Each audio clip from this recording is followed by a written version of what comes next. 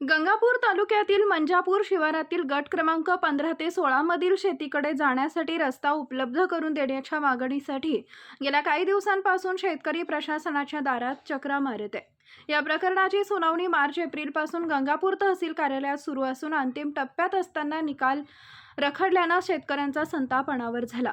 मंगळवारी दुपारी 4 वाजेच्या सुमारास गंगापूर तहसील कार्यालयात सुनावणी दरम्यान एका संतप्त शेतकऱ्याने तहसीलदार यांच्या केबिनसमोर पेट्रोल घेऊन आंदोलन करण्याचा प्रयत्न केला। अचानक घडलेल्या या प्रकारामुळे तहसील कार्यालयात एकच खळबळ उडाली। उपस्थित अधिकारी व कर्मचाऱ्यांनी तत्काळ हस्तक्षेप करत परिस्थिती नियंत्रणात आणली। संबंधित शेतकऱ्यांनी प्रशासनावर गंभीर आरोप करत रस्त्यासाठी 6 वर्षापासून कार्यालयाचे उंबरठे झिजवत आहे, मात्र अद्याप न्याय मिळालेला नाही अशी संतप्त प्रतिक्रिया व्यक्त केली।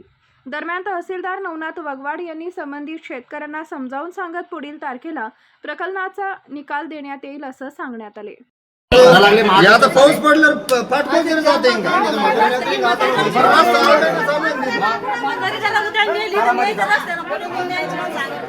कशासाठी आणले तुम्ही? काय आहे? रस्त्यासाठी आलो सर। झाले 1 वर्षापासून रस्त्याने आजीला आणलो मी। सकाळी गाडीवरून धरणावरून आजी पडली सर। पंचनामा करून पण काही करायला नाही। 13 रोजी पंचनामात म्हणून तुम्हाला निकाल करून देतो। 3 महिन्यापासून यांनीच बोलताय, हे देत आहे, आश्वासन देत आहे तुमचा निकाल करून देतो, हे करून येतो। दोनदा पंचनामा झालाय तरी अजून काहीच नाही। बम साहेबाचे लेटर असून सुद्धा हे काही कारण नाही।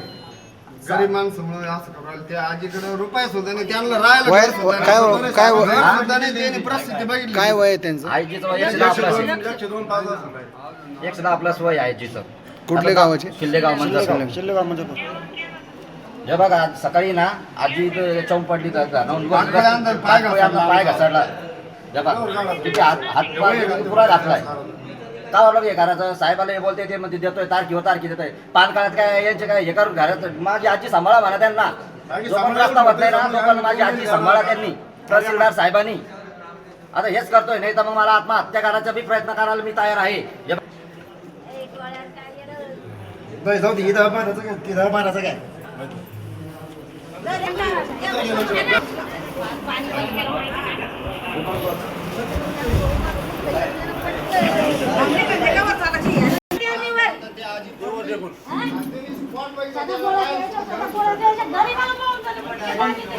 आजीला जर पैसे नाही,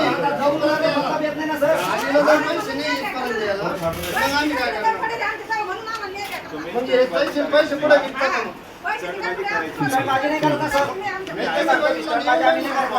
मग आम्हाला पर्याय काय? आम्ही कोणत्या आश्वासन द्याल तो की बाबांचा रस्ता लवकर मोकळा व्हावा? तुम्ही आता पुढची तारीख देताय ना, पावसात काय करणार आहे?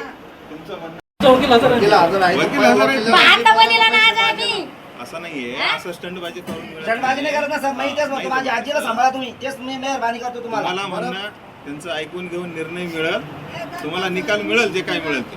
माझ्या आजीचं काय म्हणणं आहे?